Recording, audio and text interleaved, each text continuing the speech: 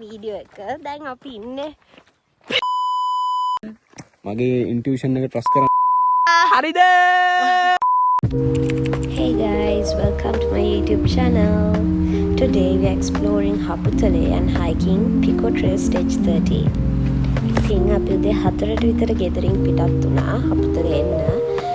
අපේ ගෙවල් වලින් ඉඳන් පැය 6ක් විතර ගමනක් තියෙනවා හපුතලේට. ඉතින් අපි උදේ 8:00 වෙද්දි වගේ අපි ඉන්න විලායකට ගියා. ඊට පස්සේ අපි ඉක්මනටම අපේ බඩු අන්පැක් කරලා හයික් එක යන්න පටන් ගත්තා. So let's see how the hike goes. Stay tuned. ඇත්තටම අපි හයික් එකේ යන්න පටන් ගන්නකොට උදේ 10:00 විතර වුණා. හයික් එක ගැන කිව්වොත් අපි මේ ඇවිල්ලා තියෙන Pico Trail Stage 30. ඒ කියන්නේ ඇත්තටම අපේ හයික් එක පටන් ගන්නෙ හපුතලේ ඉඳන් සෙන්ට් කැතරින් කියන විලේජ් එකට. ඒ වුණාට අපි ඇත්තටම යන්නේ සෙන්ට් කැතරින් ඉඳන් හපුතලේට.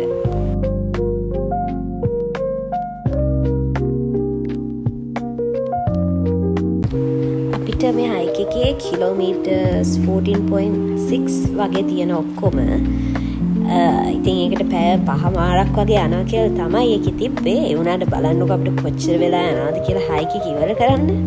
මේ දතලන් විලලන් වෙන්න ඕන මේ හින සැපවින්ම ඉටු වෙන්න ඕන මාගම සසරේම ළඟන්න ඕන හදේ පෙඩිලා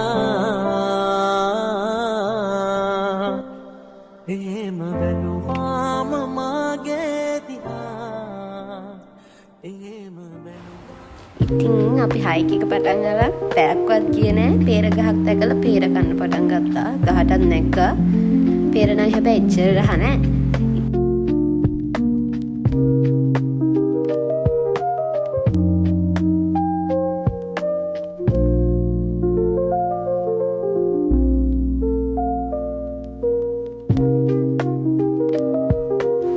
මේ වගේ ලස්සන වීව්ස් ගොඩාක් ඉස්සරහට අපි පහු කරගෙන තමයි යන්නේ.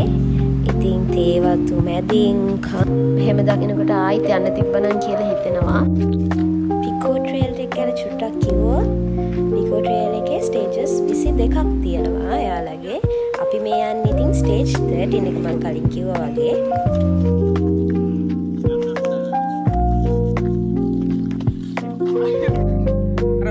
මල් අයියා වගේ නෝරලි.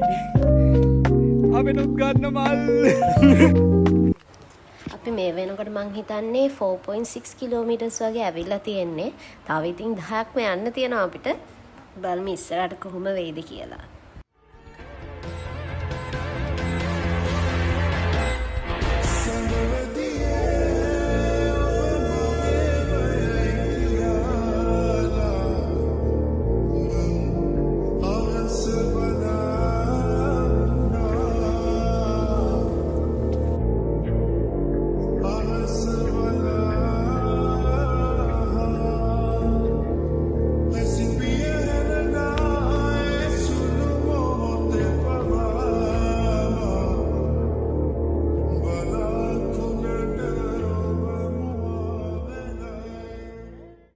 ඉතින් ඔහොම යනකොට අපි දේවාලයක් වගේ තැනක් දැක්කා.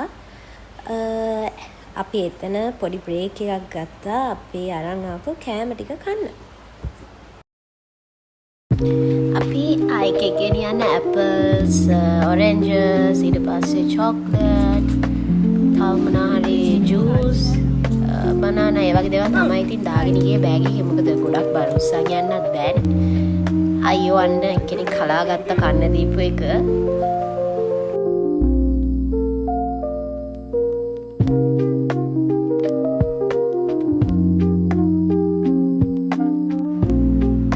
මේ ඉතින් හයික් එක ගියපු අයගෙන් ටික දෙනෙක්. එයාලා නම් ඉතින් හොඳ කතාවක් දාගෙන විහිළු කර කර ෆන් එකේ යනවා හයික් එක. Okay, so fun fact, so during our hike, 2 of the girls who came with us somehow managed to go missing. අපි කතා කරලා බලනකොට එයාලා අපිට වඩා පැයක් විතර දුරින් තමයි ඉඳි. ඒ හින්දා අපිට ඔක්කොම වෙනස් කරලා තව පැයක් විතර එයාලව හොයාගන්න යන්න උනා. අපි ඉතින් පැයක්ම එයාලව හොයාගෙන ඇවිල්ලා. ඇත්තම කතාව කිව්වොත් එයාලා නෙමෙයි පාර වැරදිලා තින්නේ අපිට. එයාලා හරි පාරේ සයින්ස් බලාගෙන ගිහින් තිබ්බා.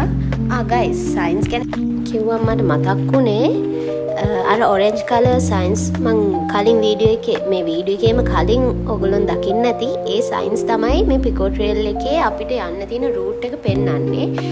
නැතුව මෙතන වෙන කිසි ගයිඩ් කෙනෙක්වත් අපේ ගයිඩ් කරන්න කිසි කෙනෙක් නැහැ. අපි මේ සයින්ස් බලාගෙන තමයි ඒ රූට් එකේ යන්න ඕනේ. ඉතින් මං කිව්වා වගේ අපිට තමයි පාර වැරදිලා තියෙන්නේ. ඇත්තටම පාර වැරදින්න හේතුව තමයි ඔය ඉස්සරහින් යන එක්කෙනා අපි එයාගේ ෂෝට් කට්ස් වල යන්න ගිහින් අපිට පාර වැරදුනේ. කොහොමෙන් හරි අපි යාළුව හොයාගත්තා පැයක් ඇවිදලා පස්සේ දැන් තියෙන තව කිලෝමීටර්ස් 3ක් වගේ තමයි යන්නේ. මේ තියෙන්නේ දෙඹරවදයක්. එතන දෙඹරවද ගොඩාක් තිබ්බ අපි යන පාරේ වගේ. දැන් නම් අපි හයික් එක ඉවරන ළඟයි. ඔන්න අන්තිමටම අපේ ඉතුරු කෑම ටිකත් කන්න පටන් ගත්තා. තව පැයක් වගේ අපිට යන්න තිබ්බේ. ඉතින් අන්තිමට අපි හයික් එක ඉවරනකොට 6:30 විතර වුණා. ඉතින් මේ day 2 අපේ විලා එකේ ඉඳන් morning view එක. ඊට පස්සේ ඉතින් අපි ගෙදර යන්න ලෑස්ති වෙලා පිටත් වුණා. උදේ 10ක් මාට විතර විලාගෙන් පිටත් උනේ. අපි කෙලින්ම ගෙදර යන්නේ නැතුව උදේම යන නිසා ටත් ගිහිල්ලා යන්න කියලා ප්ලෑන් කරා.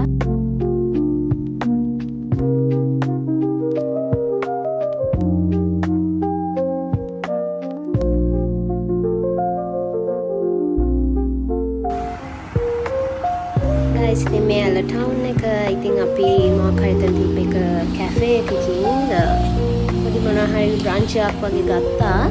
ඊට පස්සේ චුට්ටක් ඇල ටවුන් එකේ ඇවිත්ලා මම එක පෝස්ට් කාඩ් එකක් ගත්තා. ඉතින් ඔහොම තමයි අපේ පිකෝ ට්‍රේල් ට්‍රිප් එක ඉවර වෙන්නේ. So that's a wrap. See you in our next video. Bye bye.